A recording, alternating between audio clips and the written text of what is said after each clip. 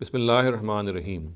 Regarding Islamic worship rituals, the misconception I'd like to bring into discussion today is regarding the origins of these Islamic worship rituals. Now, it is generally believed and generally people think that all our worship rituals came into existence in the times of the Prophet Muhammad ﷺ, and he himself originated them. He was the person who instituted all these worship rituals. Thus, for example, the Salah, which is the prayer, the Zakat, charity, Hajj, the pilgrimage. Similarly, we have other worship rituals like the fast as well, which people think that they were originated by the Prophet Muhammad ﷺ in his own times. Now, this is a gross misconception, and the Quran is absolutely certain, so is established history, that almost all these worship rituals began in the times of the previous prophets. And it is only that in certain cases that certain deviations had resulted, and the Prophet Muhammad ﷺ only corrected those particular deviations. So it is incorrect to assume, incorrect to believe that all these worship rituals were made obligatory or they were initiated by the Prophet Muhammad ﷺ. A very short analysis of history, particularly the history reported by the Quran itself, is sufficient to show this. Thus, for example, we know in the case of Salat or Namaz, or as we say the prayer, when the Prophet Abraham was building the Baytullah, or the house of God, he himself said that he is building this liyuqimus salah, so that people can offer the prayer, of course, which would mean that this is something which was existent in the times of Abraham. Similarly, we also find the Prophet Moses being commanded by the Almighty, aqimis salat li zikri, to establish the prayer of Moses so that you can so that you are reminded of me. This is what the Almighty told him. The Prophet Jesus also was said, Awsani bis salat. He said, the Quran says that Jesus, the words of Jesus are that the Lord has enjoined to pray to him. He has enjoined me to pray to him.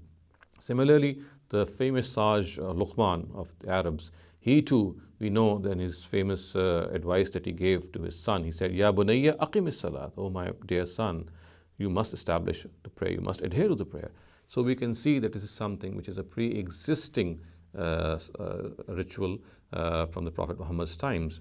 We even know that Abu Zar Ghafari, the famous companion of the Prophet Muhammad ﷺ, is reported to have said that he was praying to God 3 years prior to his meeting with the Prophet Muhammad ﷺ. We know that the custodians of Baytullah, the Quraysh, they also offered the prayer. So all these instances are clear to show that the worship ritual of prayer, for example, had existed in the times of the previous prophets. Similar is the case with zakat. Thus, for example, we know that the Quran, by referring it as the Abrahamic tradition, which people knew, has said hakkum ma'lum, that it is a known right in the wealth of people. The people very well know that it's a prescribed, it is a determined right which is imposed on people to pay to others. Similarly, we find the Prophet Ishmael, as reported by the Quran say about him, the words are وَكَانَ يَأْمُرُ أَهْلَهُ بِالصَّلَاةِ وَالزَّكَاةِ. He would direct his family to pray and to give in charity. Similarly, we find Prophet Jesus being told, his words are أَوْصَانِي بِالصَّلَاةِ وَالزَّكَاةِ مَا دُمْتُ حَيًّا. So he said that the Almighty has enjoined me to adhere to the prayer and to give in charity as long as I live. So it is very clear that this zakat too existed prior to the times of the Prophet Muhammad ﷺ. Similar is the case with Hajj, or the pilgrimage. We know that the pilgrimage was offered ever since the times of Abraham, when the Baytullah had been built. It was only in certain areas where there were certain religious innovations that had crept in that the Prophet corrected them.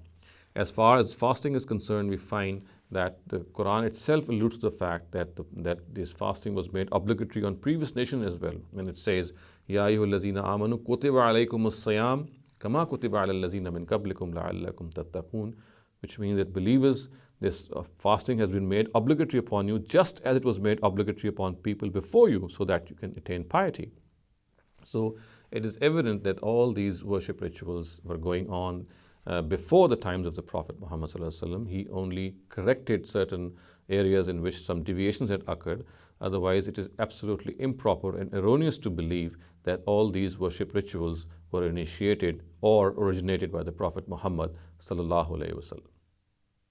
أقول قولي هذا واستغفر الله لي ولكم ولسائر المسلمين والمسلمات.